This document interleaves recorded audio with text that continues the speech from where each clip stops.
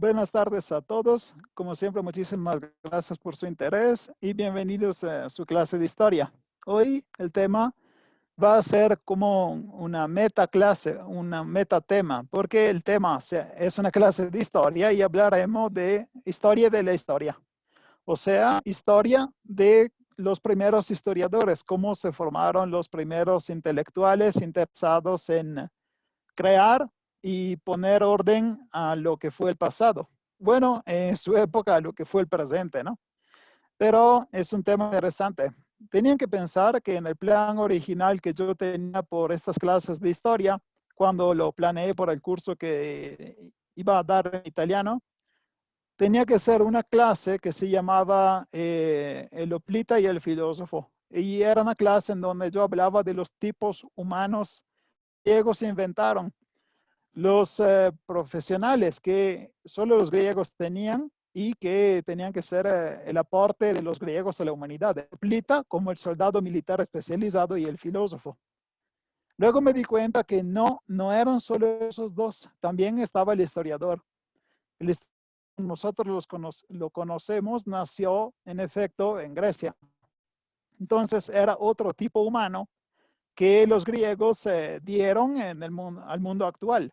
Luego me di cuenta que el tema era tan grande y tan complejo que no podía dedicar una clase, solo una clase, a este tipo de tipos humanos griegos. Y por eso nacieron tres clases diferentes. La clase que se llamaba Guerra Política, la clase de Filosofía y la clase de Historiadores. Entonces, este tema que yo pensaba poder explicarlo en 20 minutos resultó una ilusión porque cada tema necesita mínimo una hora y cuarto, hora y 20 para entenderse bien. Entonces, estos historiadores griegos tendrán su clase hoy. Cuando hablamos de historiadores griegos, siempre nombramos tres personas, Heródoto, Genofonte y Tucídides. Estos tres son seguramente los que dieron inicio a esta materia. Pero no tienen que pensar que los griegos fueron los primeros que simplemente se interesaron al pasado. Eso no, absolutamente. Desde que la humanidad empezó a escribir, empezó a reportar eventos, fechas, construcciones, conquistas, guerras, desastres naturales. Entonces, si usted encuentra un sitio arqueológico, normalmente un sitio arqueológico de tipo ritual religioso, un templo, siempre habrá frases, inscripciones, anotaciones de los reyes en donde dicen, conquisté esa región, sobreviví a ese ataque, yo conquisté tal templo, yo hice construir ese dique, yo amplié los trabajos de Tarrío. Entonces, ¿por qué no hablamos de nacimiento de la historia con los faraones, no? ¿Por qué no es posible hablar de la materia historia con lo que los faraones escribían en los templos o lo que en cada región del mundo los reyes quisieron poner en forma escrita en sus templos o en sus palacios? Simplemente porque los eventos que ellos querían escribir no lo hacían con el objetivo de enseñar, no lo hacían con el objetivo de mantener esta historia que fuera lo más posible real y lo más posible cercana a lo que realmente pasó. El objetivo de todos los reyes del mundo, incluyendo los presidentes actuales, siempre es dar su versión de la historia. Porque cada vez que tú puedes convencer un pueblo entero de lo que pasó, en realidad tú estás ya moldeando tu futuro. Porque si tú convences todo lo que hiciste fue lo mero, mero, si eres un presidente en la siguiente elección te van a votar otra vez. Si eres un rey, simplemente resultarás como el rey más chingón de toda la historia de tu país. Entonces, cuando los soberanos y los líderes en general escribían o hacían escribir algo, siempre era con el objetivo de propaganda. Querían que la gente creyera, ¿ok? Entonces tenemos muchas veces exageraciones o cosas imposibles, ¿no? Por ejemplo, bueno, el primer imperio fue el imperio de Akkad y el imperio de Akkad dice, conquisté las 4 partes del planeta. O sea, él creía, o más bien declaraba, haber conquistado todo el mundo. sabemos muy bien que lo que conquistó fue un moco, porque fue una parte muy pequeña del mundo. Le faltaba un chingo para declararse emperador del mundo. Pero poniendo este tipo de frase, en realidad él quería convencer primero a su pueblo y luego a sí mismo y a los dioses. Entonces, no se puede hablar de historia en este caso. Porque entonces podremos hablar de historia con los griegos. Justamente desde ese punto empezamos nuestra clase. ¿Por qué se habla de historia con los griegos? La primera vez que podemos hablar con la H minúscula es hablando de los logógrafos. Los logógrafos es una palabra que fue inventada por Tucídides y son unos intelectuales, unos escritores de la región de Jonia. La Jonia, ya lo vimos en varias clases anteriores, la Jonia es una parte de la actual Turquía, de la antigua península de Anatolia, y en esta región de Jonia se concentraron muchos eventos culturales. En Jonia, en teoría, escribía Homero, ¿no? Y en Jonia también se desarrolló el primer centro de la filosofía. Entonces, Jonia realmente es una región súper importante por la cultura griega y por la cultura humana en general. En esta región de Jonia se trabajaron 10 intelectuales, o al menos tenemos una lista de 10 personas que escribían con el objetivo de gustar a la población. Los logógrafos escribían textos que luego tenían que leerse públicamente. Entonces, ellos tenían un montón de personas que iban escuchando y claramente no puedes aburrirlos, ¿no? Y estas lecturas y estos escritos son de la época entre sexto y quinto siglo antes de Cristo. Estos son los primeros historiadores con la H minúscula. ¿Por qué con la H minúscula? Porque ellos intentaban reinterpretar el mito e intentaban también leerlo de manera racional y ponerlo en relación con el presente. En una presentación era lo más posible lineal. Entonces, lo que ellos hacían era leer la mitología griega, todo lo que nosotros sabemos muy bien, el Minotauro, el Hidra, Medusa, los héroes, los dioses que hacen la guerra, que los dioses que siguen haciendo intervención en los hechos humanos, pero intentaban interpretarlos. Entonces, por lo que era posible, intentaba poner la mitología adentro de la historia. Entonces, en la época, mitología e historia no estaban separadas, eran lo mismo. El tema entonces sí era épico. Se hablaba de épica, se hablaba de héroes y también el tono que ellos usaban era muy de épica porque la gente quería escuchar ese tipo de cuento. Pero los eventos son de crónica. Entonces, después de hablar de tal héroe que logró matar al monstruo, hablan de la genealogía mítica, tal héroe, de quién es hijo, de quién es padre, de dónde llega, de cuál es el dios que se apareó con cuál mujer. Y hablaban de las fundaciones de ciudades y también empezaban una selección del material oral y escrito. Esa es una parte muy importante, pero este tema será desarrollado mucho más por Heródoto. Entonces, la parte importante de los logógrafos no es el hecho que ellos querían poner todo por escrito, también la parte mitológica y la parte de historia, de eventos históricos reales, sino que empiezan a dividir el material oral y escrito, seleccionar y a decir de dónde llegó tal información. Esto es muy importante. Ustedes no pueden reportar un evento histórico sin decir cuál es la fuente. Porque todos podemos decir, mi primo me dijo que los aztecas no comían carne humana. Muy bien, ¿quién es tu primo? Porque si tu primo vende tacos en la plaza, no es una gran fuente, ¿no? Tienes que ver la fuente para saber si tal opinión es verdadera o no. Esto es un enorme error de la sociedad actual. En la sociedad actual se dice muchas veces que todas las opiniones son válidas y todas las opiniones tienen el mismo valor. Y es una enorme mentira. No es cierto. Porque si yo doy una opinión sobre ingeniería, mi opinión vale nada. Yo no soy un ingeniero, yo no sé nada de ingeniería. La opinión que yo tengo de historia vale un poquito más de la opinión de historia que tiene un ingeniero, porque yo me preparé. Entonces, hay que siempre ver cuál es la fuente.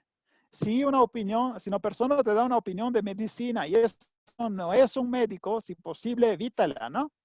Esto porque al día de hoy ya se empezó a olvidar esta parte importante, la fuente. Tienes que saber quién te dijo esa información, porque no todas las opiniones son iguales y no todas las personas están preparadas sobre los mismos temas, ¿de acuerdo?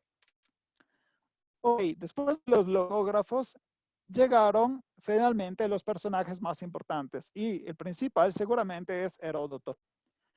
Heródoto nació en Halicarnaso en el año 484 a.C.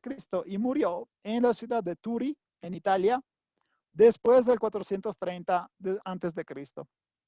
Entonces, sí nació en Asia Menor, prácticamente actual Turquía, pero murió en Italia y es considerado el padre de la historia. Esta definición no es una definición moderna, absolutamente, porque a llamarlo padre de la historia fue Cícero.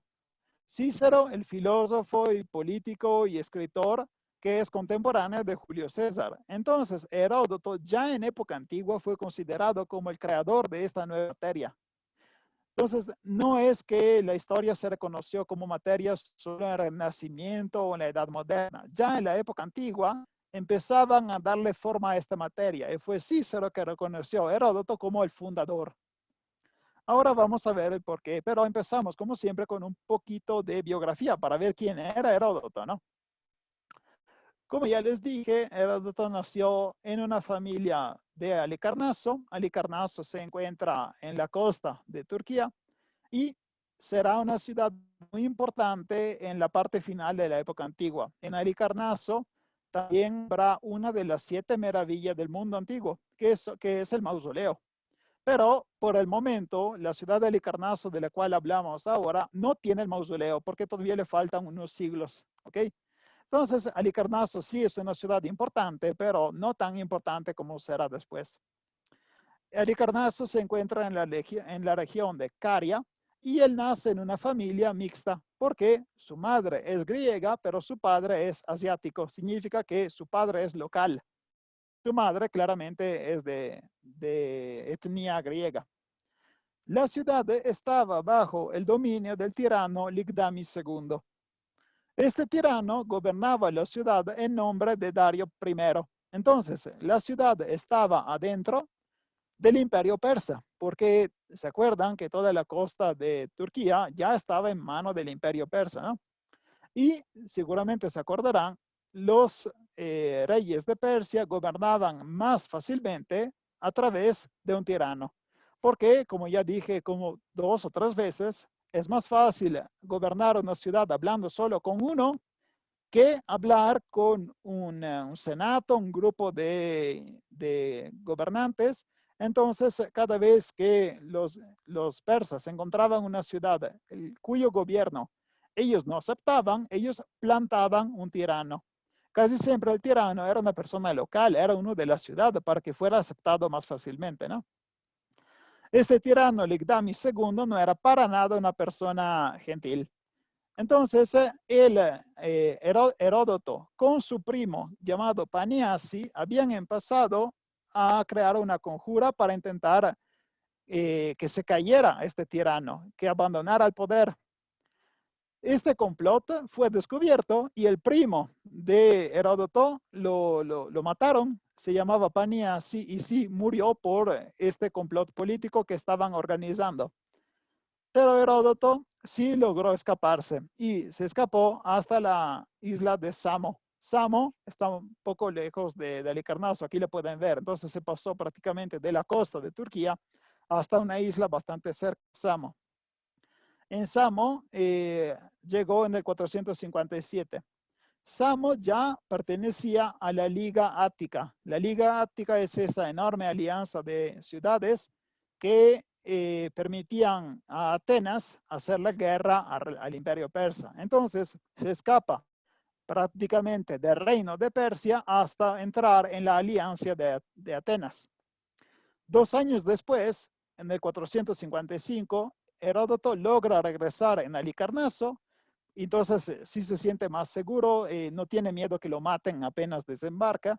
Y en el 454, por su suerte, el tirano es casado de la ciudad, entonces ya abandona la ciudad y la ciudad de Halicarnaso entra en la Liga Ática. Entonces también su ciudad de origen entra a ser parte de esta alianza de Atenas, ¿de acuerdo? En ese momento ya su vida toma otra vuelta porque finalmente es una persona libre y ya no tiene que preocuparse de morir por sus ideas políticas. Y justamente en el 454 empieza a viajar.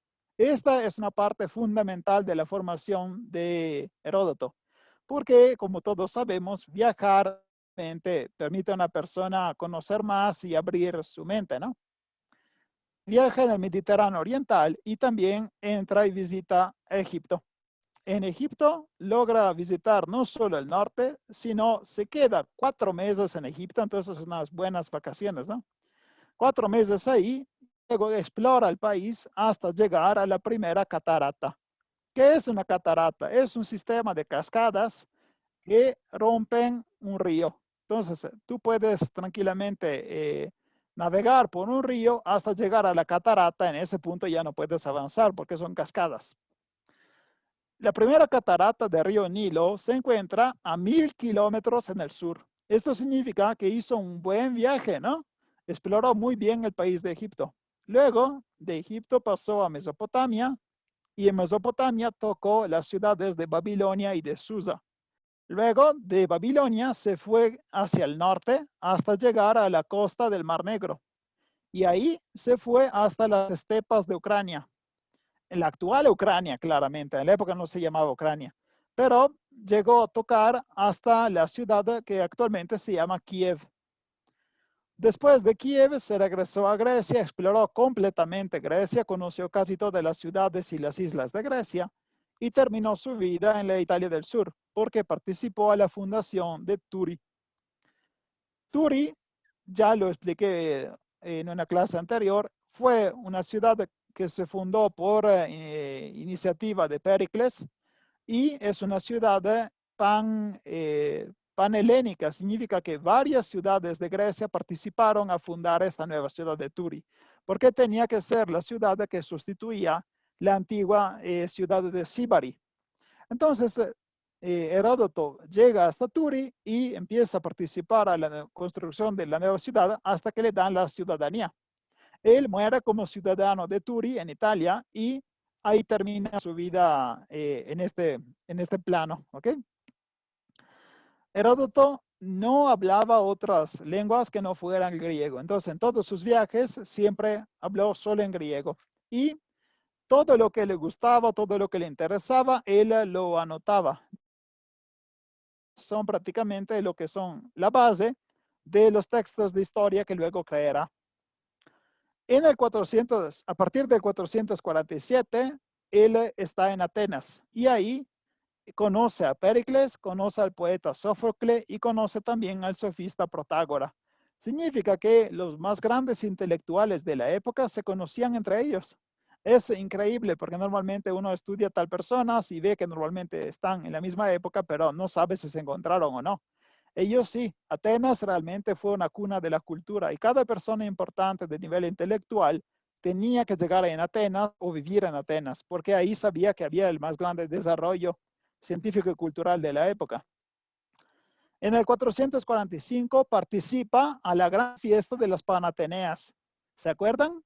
Las Panateneas o Panatenaicas son las fiestas más grandes que tenía la ciudad de Atenas, se hacían cada 4 años. Y en estas fiestas también se hacían competencias de tipo deportivo o cultural. Y justamente Heródoto participa. No participa en la parte atlética porque no era gran atleta, no era muy deportivo, pero sí era un buen escritor. Participa y su obra de historia, que empieza justamente en ese periodo a formarse, gana el premio más grande y le dan como premio 10 talentos de plata, una gran suma de dinero. Al final, como ya les dije, se establece en Italia y ahí muere. Prácticamente Heródoto escribió sobre todo lo que vio hasta que explotó la guerra entre los griegos y su obra no habla de esta guerra. Ahora, ¿por qué hablamos de Heródoto hablando de historia?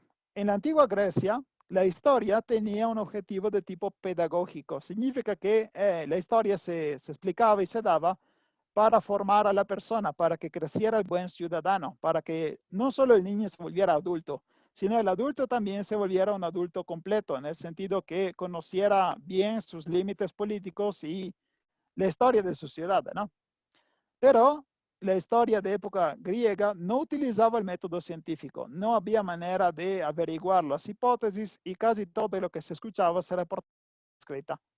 Entonces, era una enorme colección de datos reales con choro, con muchos datos falsos. En el prólogo de Heródoto ya se pone una base diferente, porque en el prólogo de las historias, así se llama el libro de Heródoto, las historias. Primer objetivo es narrar las grandes hazañas tanto de los griegos como de otros pueblos.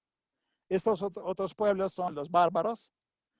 Y segundo, explicar las causas de la terrible guerra entre unos y otros o ese gran conflicto conocido como las guerras persas o guerras médicas entre 492 y 478 antes de Cristo. Ahorita les puedo leer directamente cómo empieza el libro. Dice, esta es la exposición de la historia de Heródoto de Turi.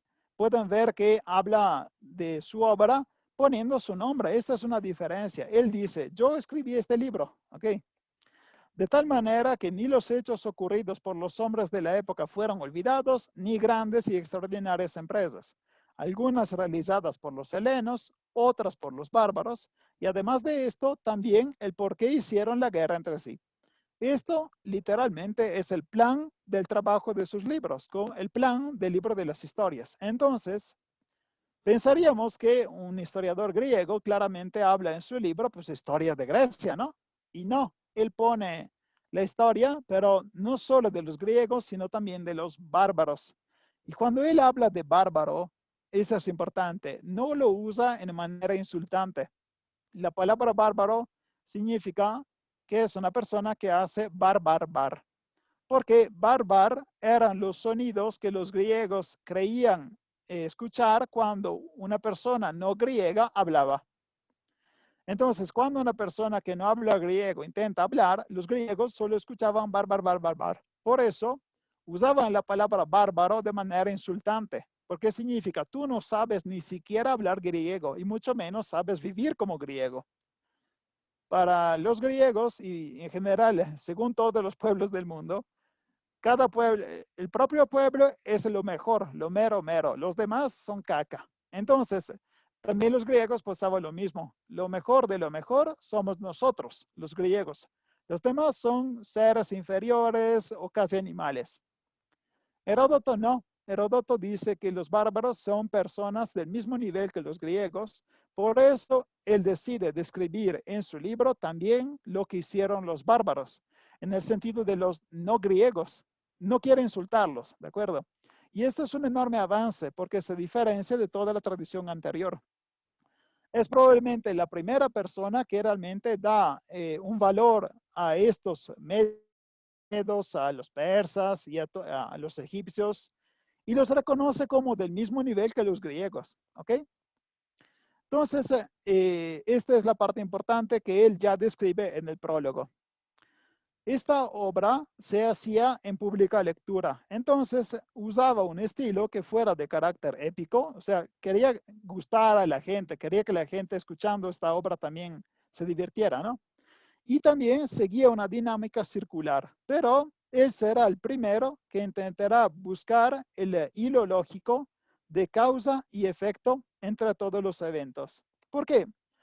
Todos somos más o menos creemos ser capaces de hacer una lista de eventos, ¿no? Tal mes empezó el COVID, al otro mes hubo una elección en Estados Unidos, después hubo un temblor, sí, muy bien, pero lo que están haciendo es una lista de eventos que no tienen conexión entre ellos. Heródoto fue el primero que intentó buscar la causa y la consecuencia, causa y efecto de cada evento para entender cuál es la lógica de todo. Porque necesitamos buscar la lógica, necesitamos buscar cuál es el objetivo de este flujo enorme de eventos que llamamos historia, ¿no? Y sabemos muy bien que si pasa algo en alguna parte del mundo, tendrá consecuencias pequeñas o grandes en otras partes del mundo. Esto lo sabemos ya, nosotros lo damos por seguro, ¿no? Pero por la época fue un darse cuenta de esto. Según Heródoto, no era una simple secuencia de eventos, pero hechos conectados entre ellos por relaciones lógicas. Y su método, pero, no evita que al lado de datos auténticos e información que fue averiguada, también había información fantástica. Y es justo algo a la mitad entre un cuentacuentos y un historiador verdadero. Entonces, él dio los primeros pasos hacia la historia, pero todavía hacía muchos errores, o al menos lo que nosotros reconocemos como errores, ¿de acuerdo?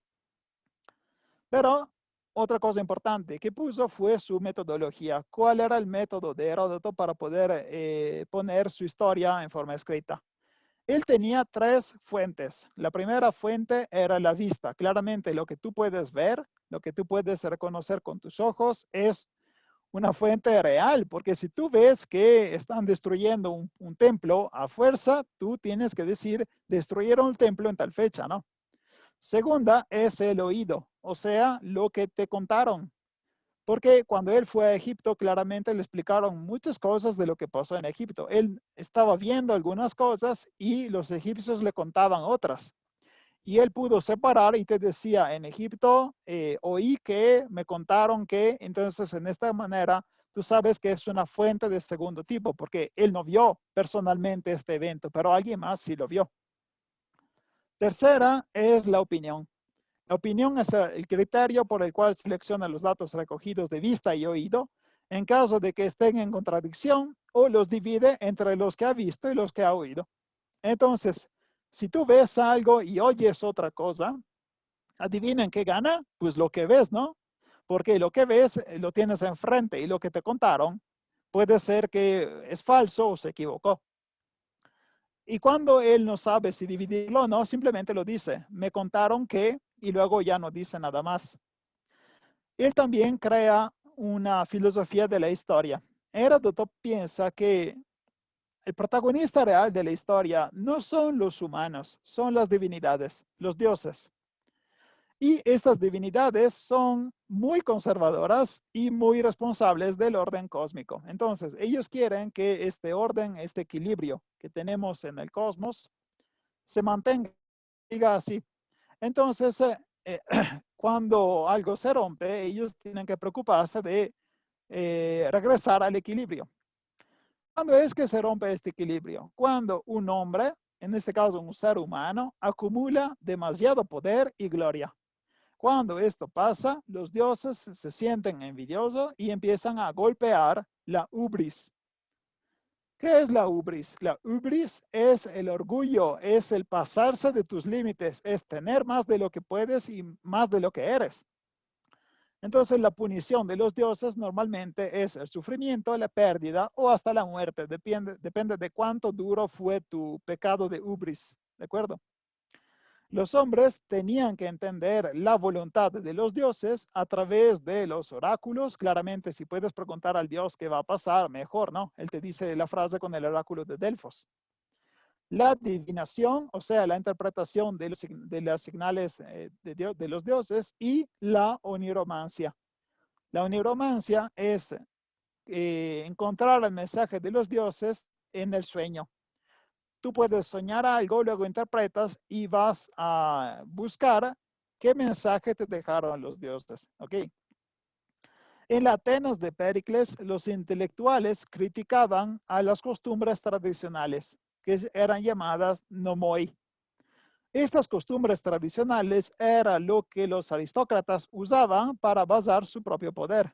Entonces, si tú eres un aristócrata griego, tú dices, yo soy mejor de ustedes porque la tradición dice así, porque son siglos que mi familia domina, que gobierna, y porque mi manera de hacer y de vivir, de trabajar, es mejor de la de ustedes. O sea, los aristócratas basaban sobre la tradición su privilegio, ¿de acuerdo? Entonces, en la Atenas de Péricles, estos nomoi, esas tradiciones, eran odiadas porque la Atenas de Péricles es una ciudad demócrata, ¿no? Tiene una democracia. Además, los griegos, si aceptaban unos nomoi, unas tradiciones, siempre eran las nomoi de Grecia. O sea, en la democracia de Atenas, ellos odiaban las tradiciones y mucho más odiaban las tradiciones ajenas de los extranjeros. Por eso, Heródoto se pone en conflicto con este tipo de opinión, porque Heródoto cree que cada tradición realmente vale la pena de ser estudiada. Cada costumbre, cada manera de vivir, cada manera de comer, de cocinar, de relacionarse con los dioses, se tiene que estudiar porque estas son las maneras que te permiten conocer esta cultura, este pueblo. Y los nomoi de los griegos y los nomoi de los extranjeros tienen el mismo nivel, porque cada ser humano piensa que la propia tradición es la mejor. Cada ser humano piensa que la propia manera de cocinar es la más chida y los que hacen diferente no entienden nada. Yo como italiano lo puedo confirmar. Cada vez que un italiano va en un país extranjero, ve la cocina de los demás y dice, no manches, no saben cocer tal cosa, o qué raro que cocen la carne, ¿no? Pero vale también al contrario. Cuando un mexicano se va a Italia, parece que le hace falta salsa, le hace falta sabor, le falta aguacate, le falta las tortillas. ¿Cómo pueden comer sin tortillas, sin salsa? En realidad es porque es una tradición diferente. Y no es que una sea superior a la otra. Cada pueblo tiene sus tradiciones y todos están al mismo nivel. Entonces, Heródoto quería demostrar cómo cada tradición del pueblo, de cada pueblo vale la pena estudiarse porque son la expresión cultural de ese pueblo. ¿De acuerdo? Los libros de Heródoto se componen en 9 obras. Estas son con su resumen.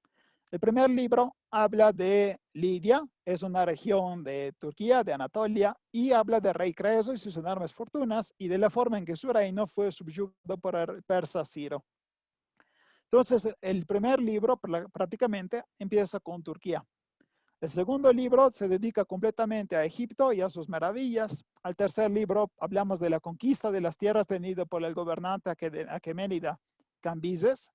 Ya hablamos de esto cuando vimos la clase de Imperio Persa y también la clase de Pitágoras, porque si se acuerdan, cuando Cambises atacó a Egipto, ahí estaba Pitágoras. Luego hablamos de dos logoi, dos tradiciones, dos costumbres o dos historias. Uno en Sitia, que es una región de Asia Central, y el otro de Libia. Libia es el país que está al lado de Egipto, ¿no? El quinto libro hablamos de las intrigas de los persas en Macedonia, los conflictos entre las ciudades griegas y las políticas de Atenas. En el sexto se habla de la expedición de Darío y la victoria griega. En la número 7, en el séptimo, hablamos de las batallas decisivas de Termópila y de Maratón. En el libro 8 hablamos de Salamina y en el libro 9 hablamos de Platea. Entonces terminan la obra de las historias prácticamente terminando la guerra médica entre griegos y persas. Este plan de los libros de Heródoto dieron muchas cosas que pensar a los historiadores actuales. De Sanctis, en el 1926, hipotizó que toda la obra de Heródoto fue escrita desde el punto de vista de los persas. Y es por eso que cada libro en este orden representa en qué orden el pueblo de Persia encontró los pueblos que luego logró conquistar.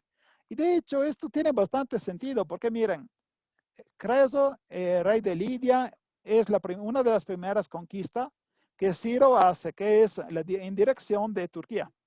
Después, Cambises, ¿se acuerdan? Conquista Egipto, ¿no?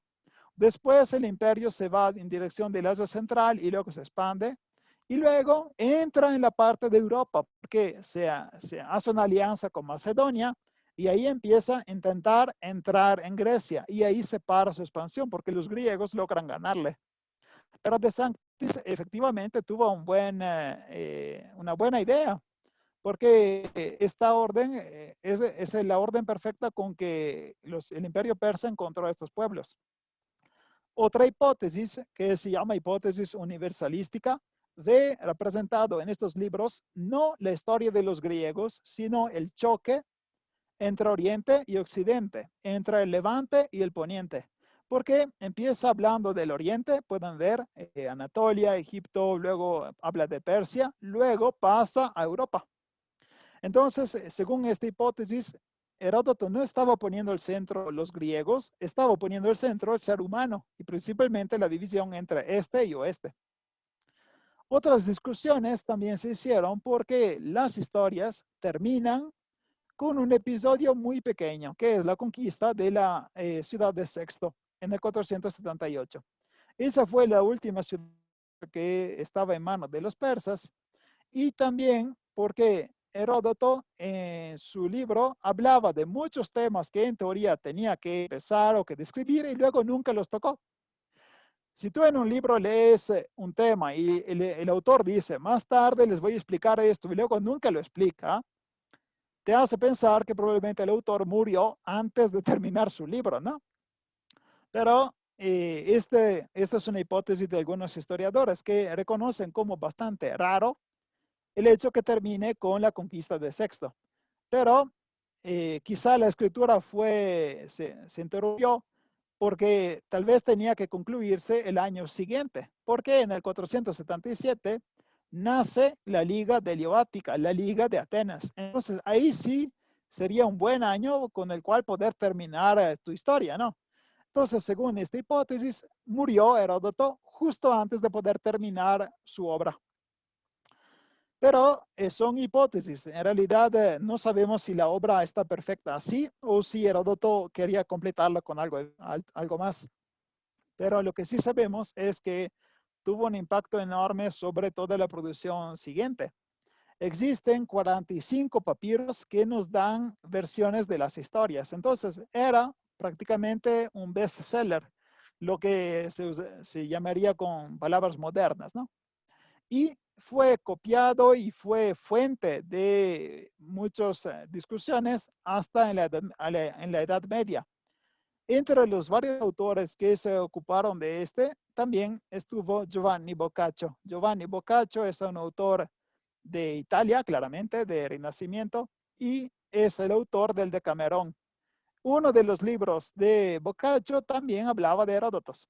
Entonces, realmente dio la base de un gran desarrollo intelectual en Occidente. Ahora, en la parte final de Heródoto, le voy poniendo todo lo más divertido de sus historias, porque, como ya les dije, Heródoto mezclaba partes reales con partes fantásticas o partes absurdas. Entonces, aquí les encontré solo pocos episodios. El primero dice, viajando de Taranto a Corinto, Arione es un autor, es un artista, principalmente cantaba y tocaba muy bien, se consideraba el mejor artista de su época. Arione había sido encarcelado por marineros que querían apoderarse de sus posesiones, porque Arione acababa de ganar un premio en Taranto. Antes de ser asesinado, Arione había obtenido permiso para cantar por última vez y su canción había atraído a un delfín.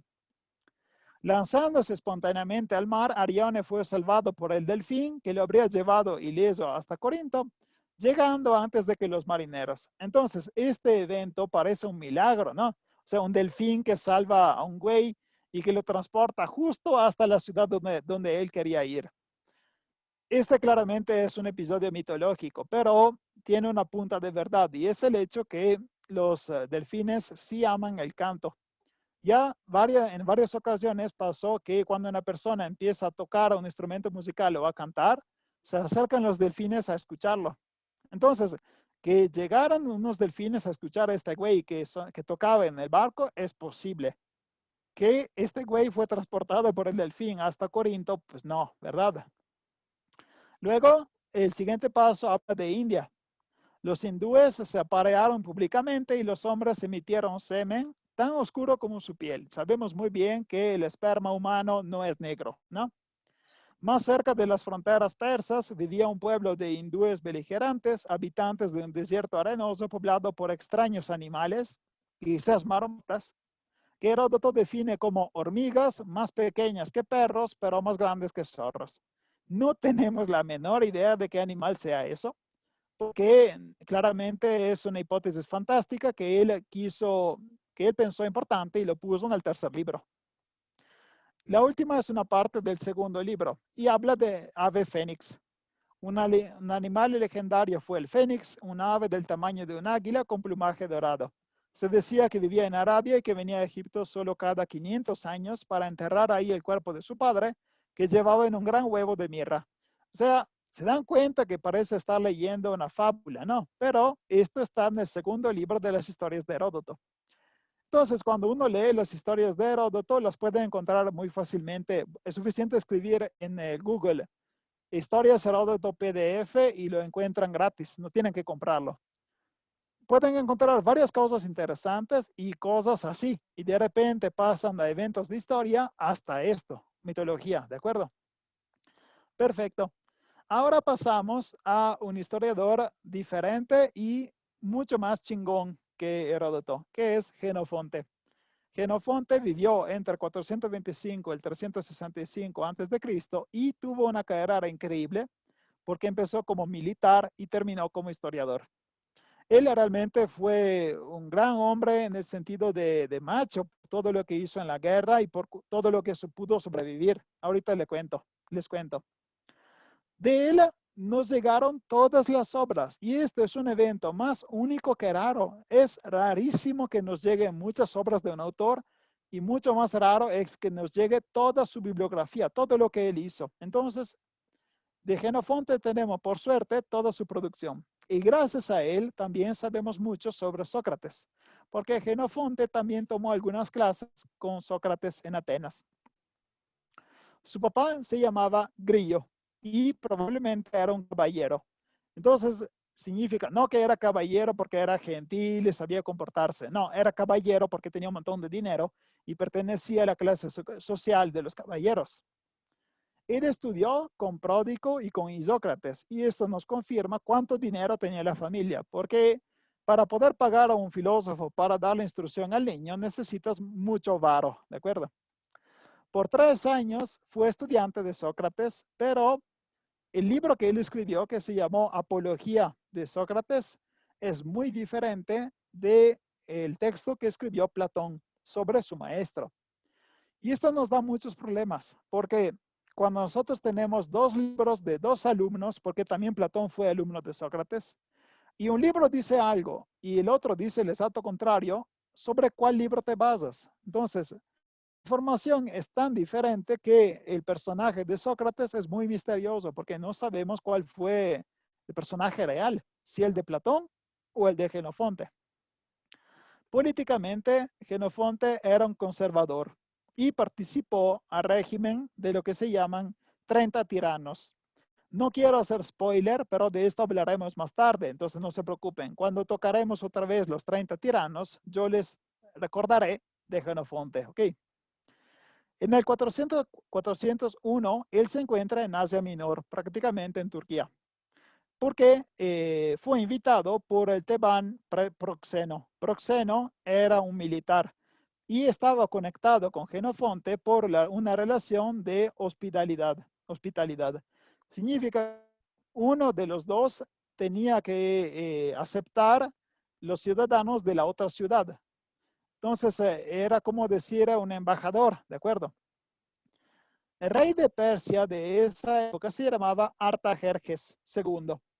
Artajerjes II tenía un grave problema porque su hermano, llamado Ciro, el joven, quería obtener el trono. Entonces, esto se llama guerra civil, porque el rey oficial tiene su enemigo que es su hermano. Ciro sabía muy bien que no tenía muchas esperanzas de robarle el trono a su hermano sin un buen ejército. Y por hacer esto, decide contratar al ejército mejor de su época, que era el ejército griego. Ya sabemos muy bien que los soldados griegos eran los mejores de su época, ¿no? Y entonces contrata, literalmente paga a un ejército griego comandado por Clearco de Esparta. Otra cosa, si tienen buenos soldados griegos es una cosa, si su comandante, su líder es un espartano, es otra confirmación de la calidad del ejército, porque ya saben que los espartanos eran lo mero en la guerra, ¿no? En esa expedición, uno de los comandantes era Proxeno, el amigo de Jenofonte, y lo invita. Entonces le dice a Jenofonte, oye, si tú no tienes mucho que hacer, ¿quieres participar a esta expedición con nosotros? nos vamos a hacer un picnic en Persia, hacemos unas batallas y luego nos regresamos a casa tranquilos. Así te regresas por el lunes, ¿no? Jenofonte en esa época tenía 29 años y aceptó. Entonces empezó en esta expedición. La expedición de la que hablamos se llama Anabasis, que significa expedición hacia el interior. ¿El interior de qué? Claramente el interior del imperio persa. Esto que están viendo es el imperio persa de la época. Entonces, la expedición empezó en la ciudad de Sardi, que era la capital de la satrapía de Asia Menor. Esta expedición de ejército era una mezcla entre soldados de Persia y soldados griegos y tenían que ayudar a Ciro, el príncipe de Persia, a hacer la guerra a su hermano. Entonces entraron y se fueron paseando hasta llegar al Éufrates. Y aquí ya entraban cerca de la capital, que es Babilonia. ¿Se acuerdan que tenían varias capitales, no? Una de las capitales era Babilonia. Y se encontró el 3 de septiembre del 401 en la ciudad pequeña de Cunasa. Aquí se encuentra el nombre, Cunasa. En esta batalla se enfrentaron los dos ejércitos, el ejército persa del rey Artajerje y el ejército de su hermano, el traicionero, ¿no? En esta batalla tenemos estas cantidades. El ejército de Ciro tenía 11.700 hoplitas, 1.600 peltastas, que es un tipo de infantería ligera que tiene un escudo de forma de media luna, 500 soldados de infantería ligera, 200 arqueros, 35 triremes, de 15 hasta 100.000 persas, o sea, significa que no sabemos realmente cuántos eran, porque pasar de 15 a 100.000 significa que no sabes nada de cuántos eran realmente, y 25 carros falcados. Ahora, dos palabras sobre esta arma.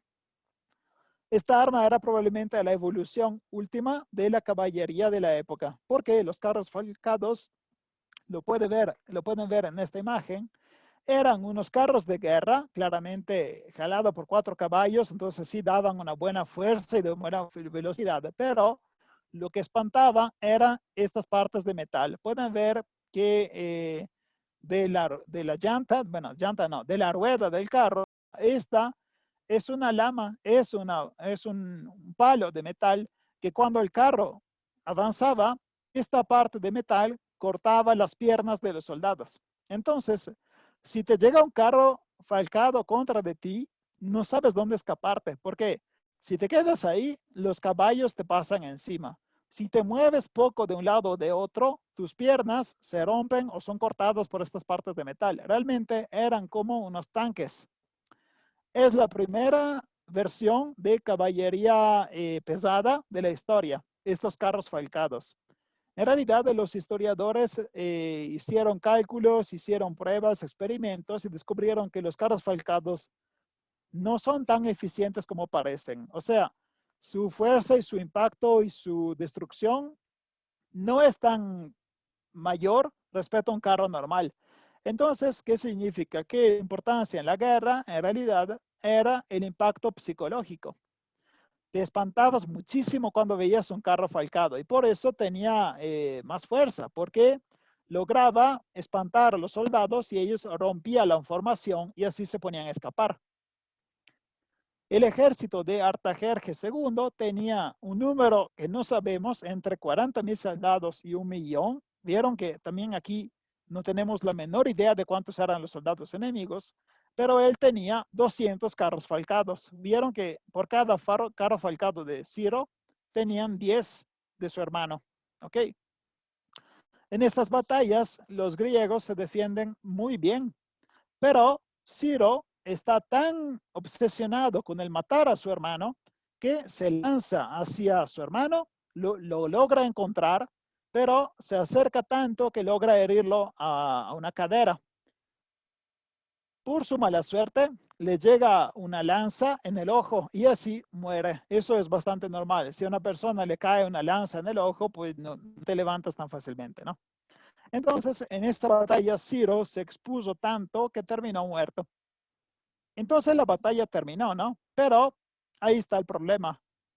Se murió Ciro, pero su ejército no murió. Ya les dije que los griegos se defendieron muy bien. Entonces tenemos esta situación de un ejército de extranjeros, porque en gran parte eran griegos. Pueden ver aquí, ¿no? 11.700 hoplitas, estos son griegos. Y los persas son entre 15 y 100.000, pero el problema no son los persas ya están en su casa, pueden regresarse cada uno a su casa. El problema son estos alienígenas, los que ahorita están en el mero corazón del imperio persa y que ya no tienen un líder. Entonces, claramente no fue fácil decidir lo que tenían que hacer. Entonces, empezaron a discutir y el sátrapo de la región central se llamaba Tisaferne, hace una oferta de paz, ofrece la paz a los griegos. En cambio, ellos tenían que entregar todas las armas. No sé ustedes, pero si yo soy un griego en un territorio enemigo, en el corazón de este imperio, y me piden de entregar las armas, yo no lo hago, porque estoy completamente rodeado por enemigos. Y tampoco los griegos lo consideraron una buena idea. Entonces, ellos no entregaron las armas. Al final, Tisaferne propuso de acompañarlos, entre comillas, hasta la frontera de Babilonia. Entonces les dijo, miren, claramente se murió su líder, ya pueden regresarse, pero no confío en ustedes. Los voy acompañando hasta la puerta de casa, ¿ok? La puerta de casa era la frontera de la región de Babilonia. Entonces empieza este viaje absurdo entre dos ejércitos que se odiaban.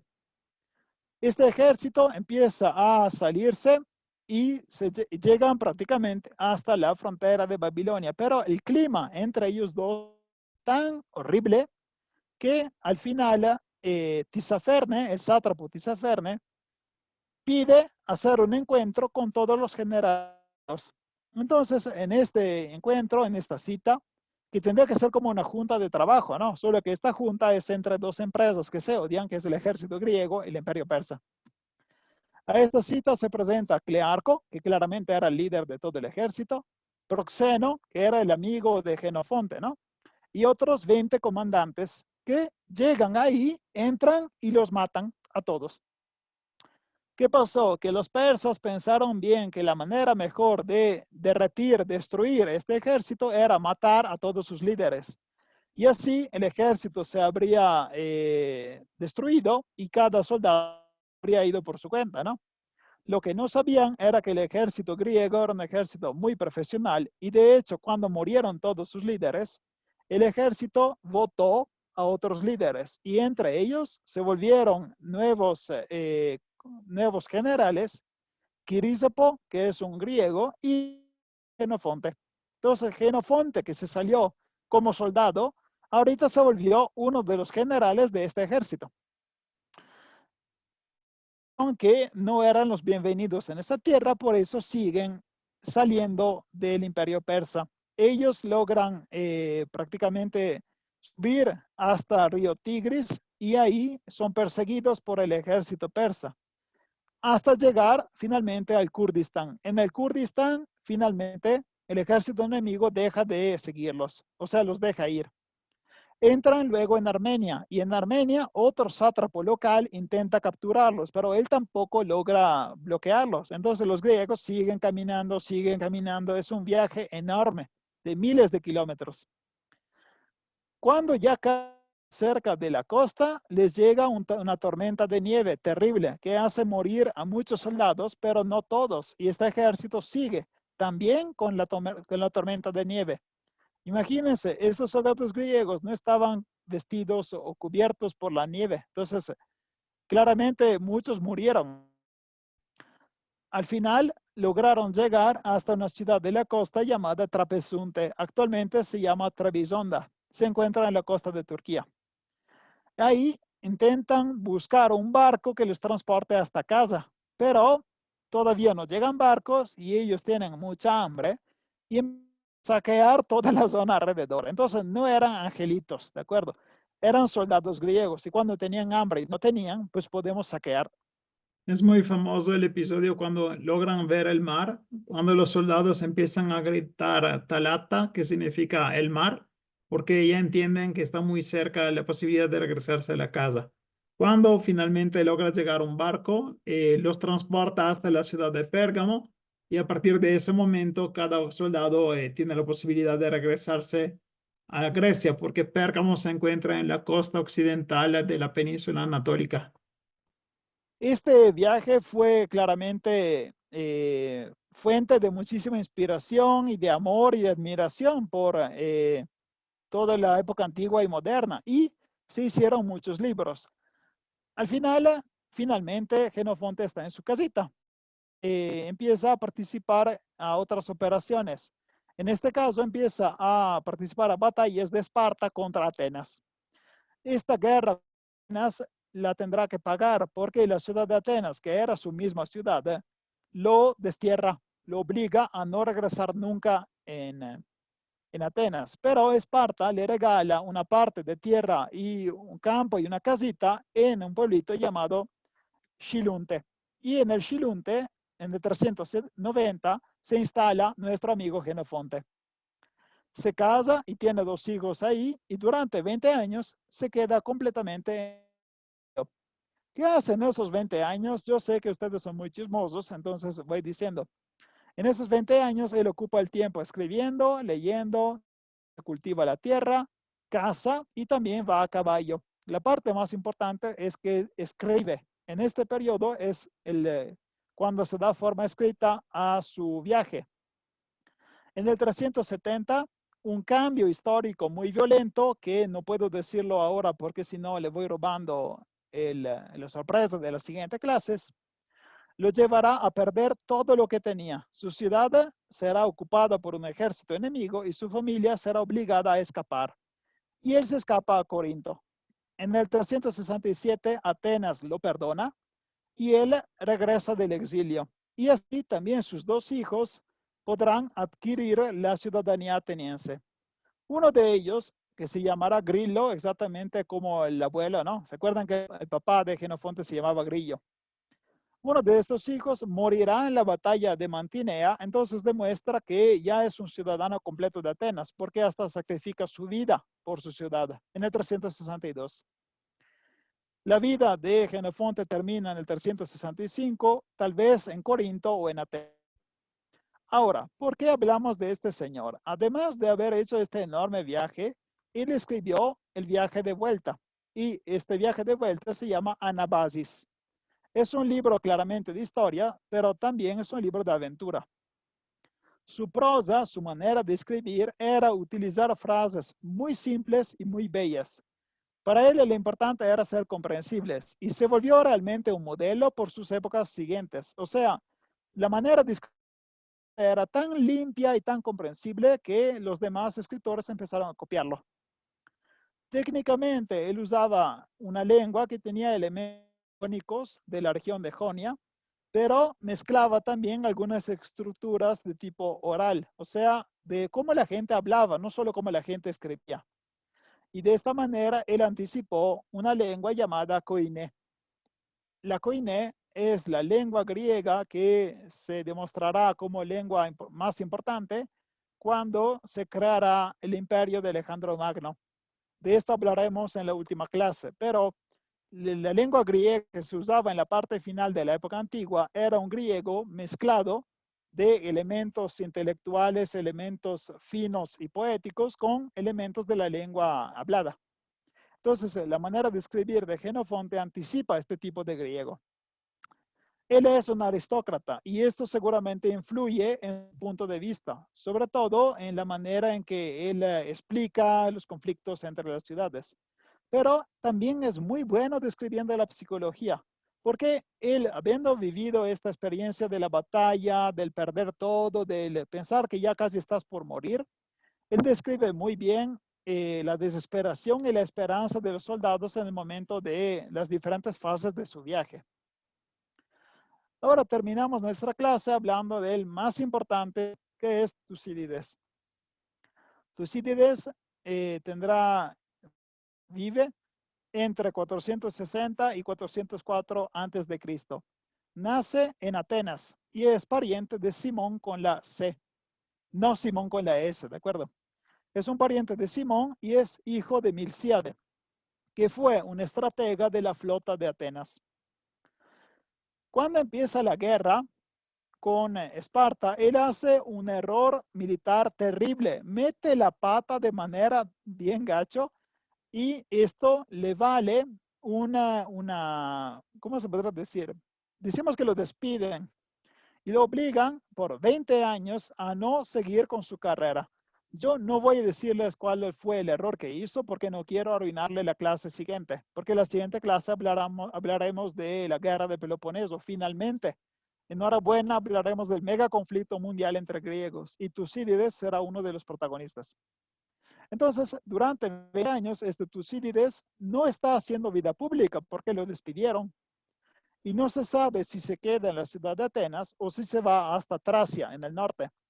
Pero tiene bastante tiempo libre porque, como ya les dije, como político murió. Durante este exilio concluye su obra de 8 libros que se llama Guerra del Peloponeso, pero murió antes de terminarla. La división y el nombre de este libro será dado por los gramáticos alexandrinos. ¿Qué significa? Que la obra de Tucídides no tenía nombre y no tenía una división. Fue todo obra de algunos intelectuales que en Alejandría de Egipto intentaron darle forma a toda la producción intelectual de la época antigua. Entonces, ¿por qué se llama Guerra del Peloponeso? Pues porque describe la Guerra del Peloponeso, ¿no?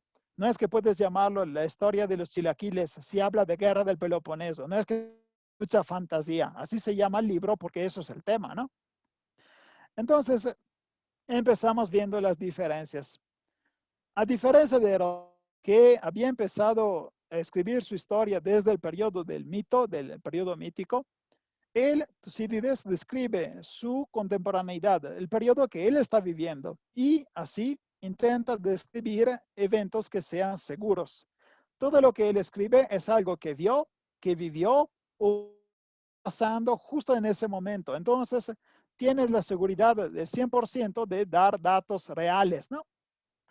Y cuando se esfuerza mucho, también intenta entender los eventos posibles antiguos. En este caso le da el nombre de arqueología.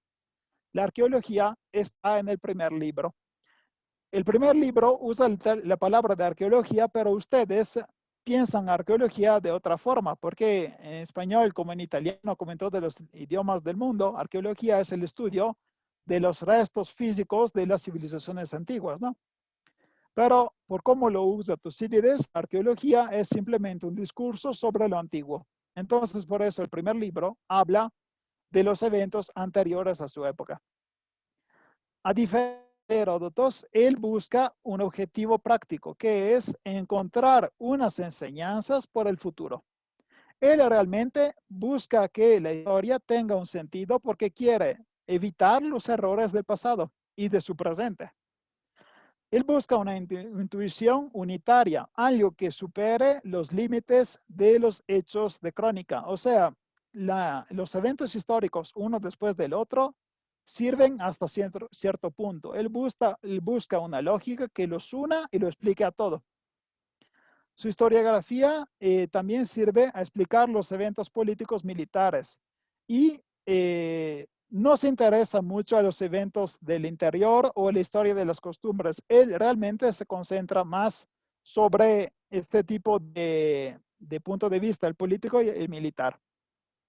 Otra innovación que él hace son los discursos. En los discursos, él pone en forma escrita, intentando mantener lo más similar posible a lo que fue el discurso de una persona importante. Muy famosos son los discursos que él reporta y que él pone en sus libros sobre Pericles. Entonces, parece que su objetivo aquí era acercarse más a la realidad, pero ahí un poquito pierde algunos puntos, porque cuando él pone los discursos, en realidad está poniendo algo muy psicológico, porque pone mucha pasión, pone mucha emoción, entonces se está alejando del objetivo del historiador, que es ser imparcial, ¿no? Y según Tucídides, el historiador tiene que dar las herramientas útiles para interpretar el presente prever el futuro de las relaciones entre las polis. Claramente porque su mundo era el mundo griego, su universo era el universo de las polis. Entonces, él decimos que escribía porque quería demostrar a los griegos cómo funcionaba su forma política, la polis, ¿no? Según Tucídides, existe una constante en la historia humana, que es la physis. La physis es la naturaleza, en este caso la naturaleza humana, ¿de acuerdo?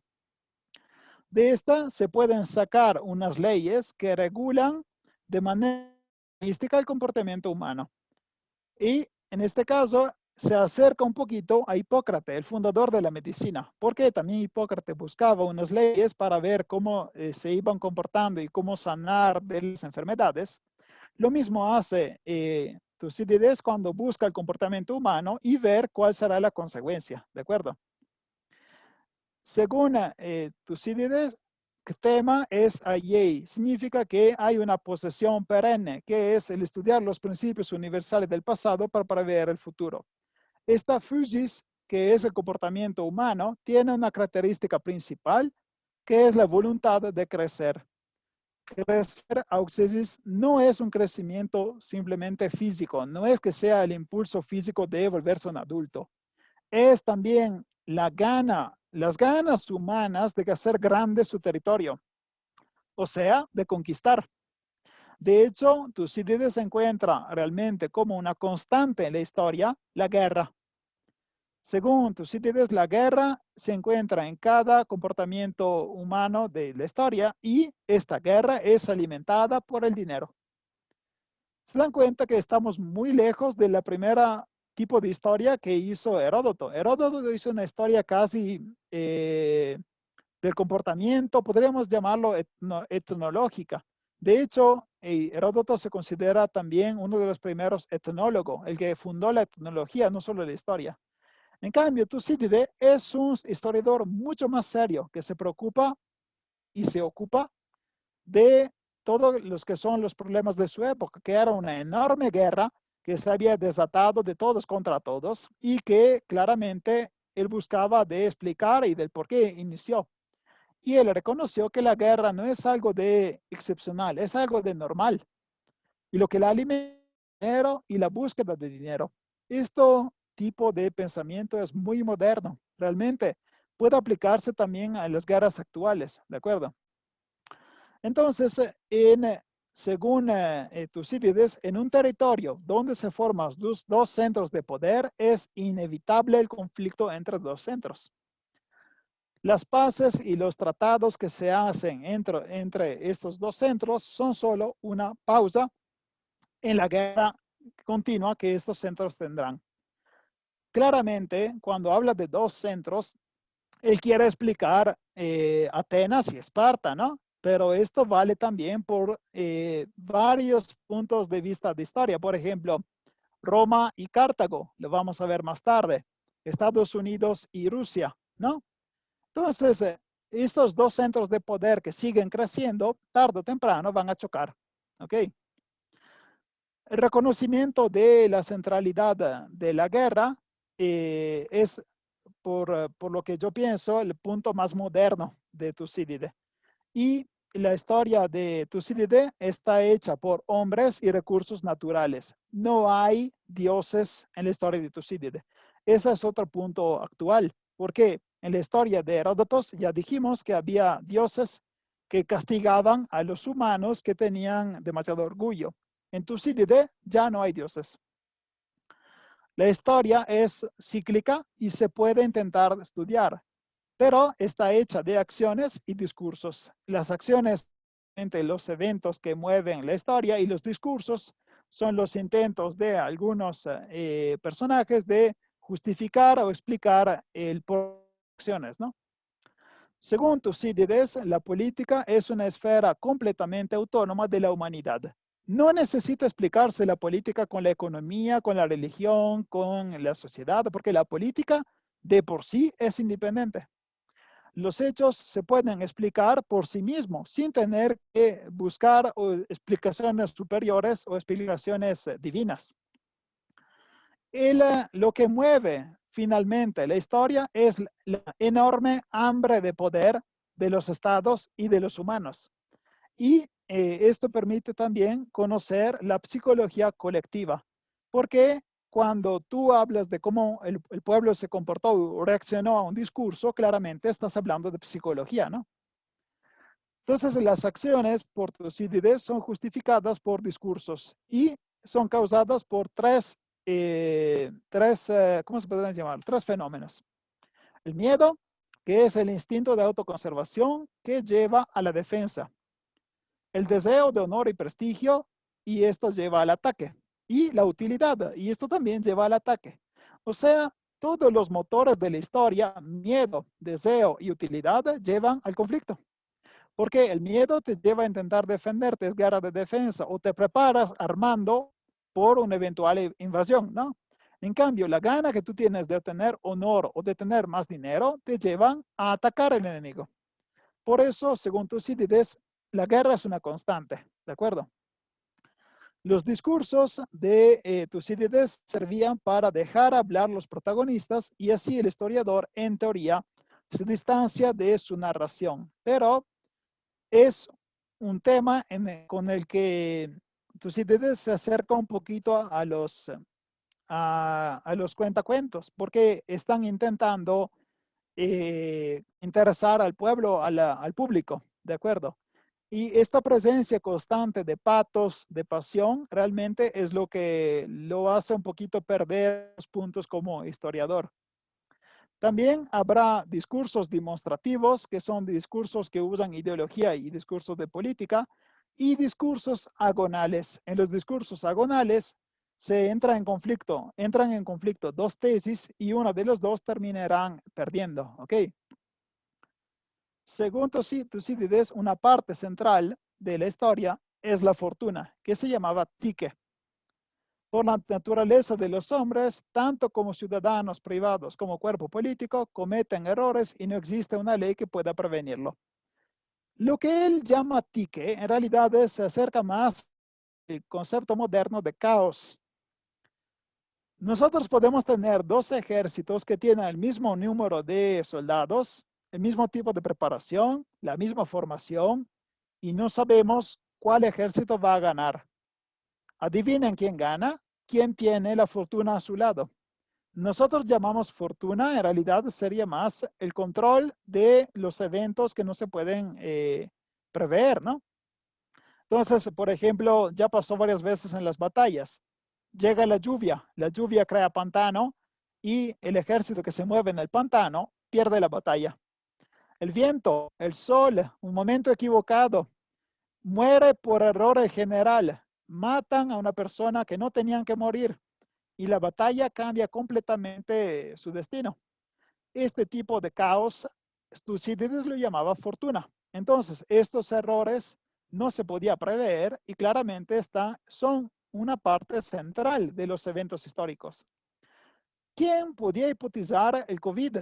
El COVID realmente fue una sorpresa.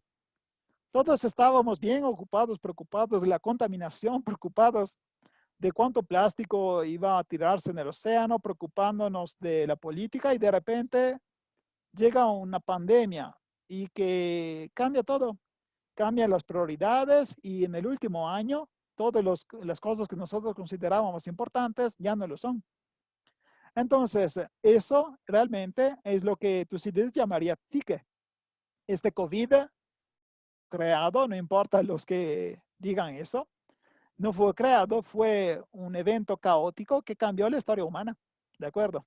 Entonces, esto confirma que también la tique de Tucídides sigue siendo un carácter moderno de historia, que es simplemente el caos. Y quiero terminar mostrándoles la cara más moderna de Tucídides, que es la cara maquiavélica. Todos conocen la palabra maquiavélica, pero muchas veces no se usa bien. Maquiavélico llega de un personaje real que se llama Machiavelli, que era un político, un escritor y un intelectual del Renacimiento italiano. Machiavelli se volvió muy importante por haber escrito el texto llamado Il Príncipe. El Príncipe es una guía que intenta explicar a los políticos de su época cómo conquistar, crear y mantener un país. Entonces, él intenta dar consejos a los políticos para que de todo haya paz. Porque en la Italia de la época de Machiavelli era un enorme desmadre de guerras con muertos en cada año, batallas en cada temporada, porque los reyes no sabían conservar su territorio. Por eso había batallas para intentar conservarlo o para ampliar su territorio. Este tipo de texto, El Príncipe, dio al mundo un manual, pero se vio muy cínico. Porque la frase típica de Machiavelli es il fine giustifica i mezzi. El fin, el objetivo, justifica los medios. En realidad esto es falso, porque Machiavelli nunca dijo eso. Machiavelli dijo que el fin no justifica los medios, o sea, el mal es mal, pero tú puedes hacer el mal sabiendo que vas hacia un bien mayor. El bien mayor es la paz. Entonces, un buen gobernante muy duro y muy malvado en la fase inicial de su reino, tendrá un reino de paz durante 20 años. Y esto es bueno. Entonces, se dice maquiavélico por cada persona que se considera ingeniosa, muy gandalla, malvada e inteligente. Este tipo de personajes se encuentran en Tucídides, en un discurso que los atenienses hacen a los melos. Atenas acaba de conquistar una isla llamada Melo. Melo es una isla poblada de gente de Doria. Prácticamente son parientes de los espartanos, ¿ok? Entonces, Atenas acaba de conquistar esta ciudad y tiene que decidir qué hacer con ellos, porque la ciudad ya no tiene medio para defenderse, ¿no? Si ustedes son un ejército que tiene piedad, podría decir, bueno, los dejamos en paz, los obligamos a destruir las murallas, los muros de la ciudad, decimos que entreguen una gran multa, los dejamos ir, ya están en nuestro territorio.